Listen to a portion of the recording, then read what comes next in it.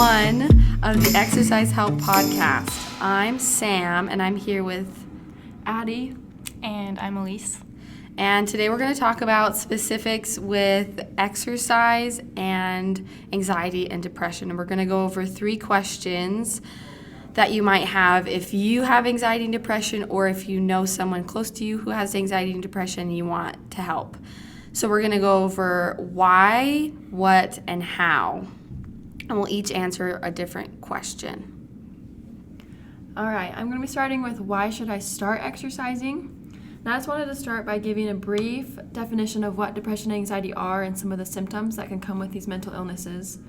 Depression is a mental health disorder that's caused by biological, physiological, or social sources, and can have a lot of different symptoms, some of which being feelings of sadness, loss of interest in activities you once enjoyed, trouble sleeping, aches and pains, and many more.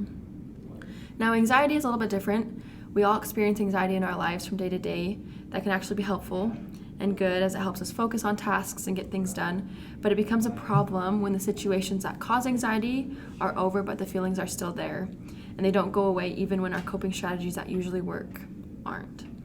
So some of the symptoms that can be experienced are rapid breathing, feelings of weakness and tiredness, increased heart rate, sweating, and lots more. So why is exercise so important? It helps remove that edgy feeling stress creates. Another hormone that is released during exercise is serotonin. This hormone helps promote a good night's sleep, as well as positively impacting your mood, social behavior, appetite, digestion, and memory. Exercise also helps take your mind off worries, so you can get away from the cycle of negative thoughts that feed depression and anxiety. Regular exercise also has many physiological and emotional benefits. It can help you gain confidence when you meet your exercise goals or challenges, even the small ones. It can boost your self-confidence. Confidence is also gained in your appearance as you start to get in shape and feel and look better. You also get more social interaction. Exercise and physical activity may give you the chance to meet and socialize with others.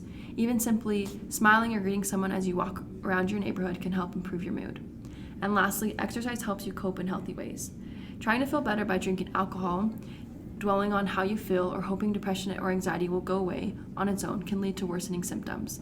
But doing something positive to manage depression or anxiety is a healthy coping strategy.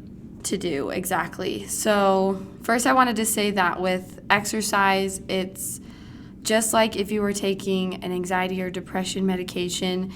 You usually have to go through a period of time where you have to figure out the dose or maybe the type of medication that's best for you. So it's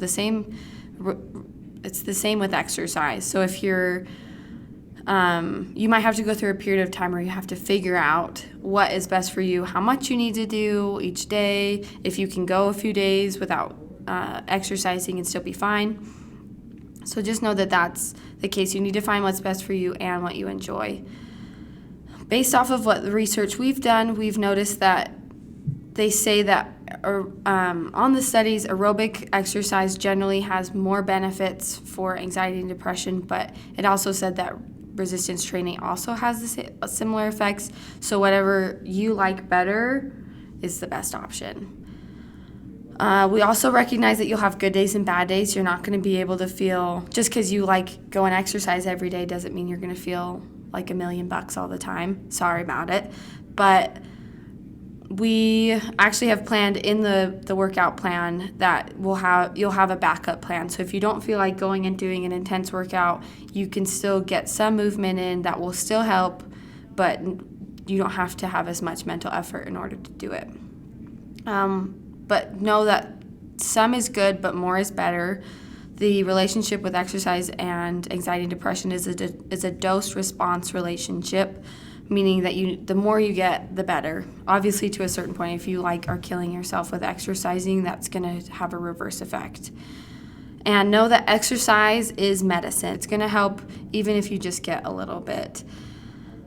It can be great to help not only with exercise or with anxiety and depression, but if you have other issues that you want help with, I strongly believe that exercise will help. Obviously, the cases might be different. You might need some more specific help, but know that it is a great thing to do.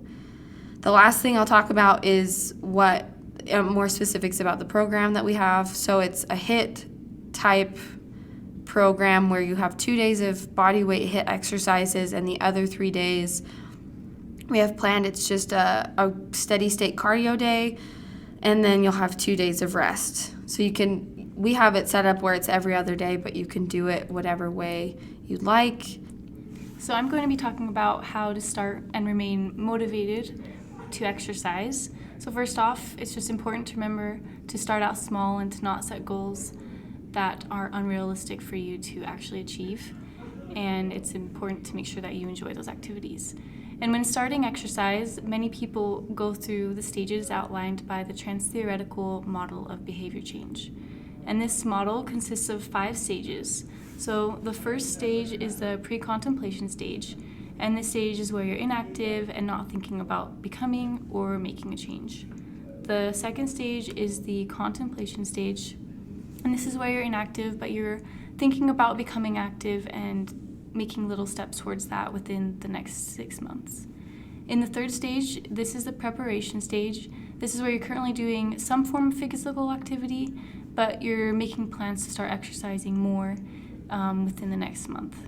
The fourth stage is the action stage, and this is where you're currently exercising and you've been accomplishing your goals for the past at least under 6 months. And then in the maintenance stage, you've been working out consistently for at least 6 months for your goals.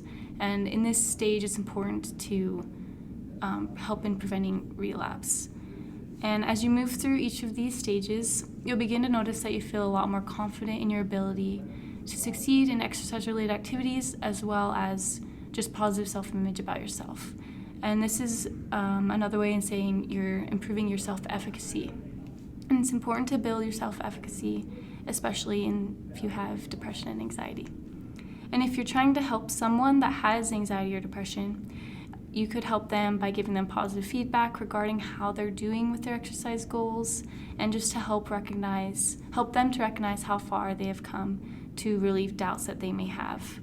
And another tip to help you remain motivated is to find an exercise partner, or if you're friends with someone with anxiety or depression, you could help being their accountability buddy. This could include going to group workout classes, which could help you to not feel alone or isolated. So that wraps up our episode. One last thing I wanted to say is that I have had personal experience with having exercise make a difference in my life. I suffered from anxiety for a long time. It was more of an acute thing rather than chronic, thankfully. But when I started exercising more consistently, because I was really busy, I forced myself to exercise, and I implemented it into like a plan. I did a lot better with managing my symptoms. A lot of my symptoms came from when I sat still and started thinking. I would just get really anxious. So having that active outlet really helped a lot. So if you're someone who's struggling right now and you really want things to get better, know that they will get better as you keep making an effort and believing that things will get better. I don't think that things will always be perfect, but know that you can do this. Exercise is hard in the beginning, but it does get better, and we know that it will help you.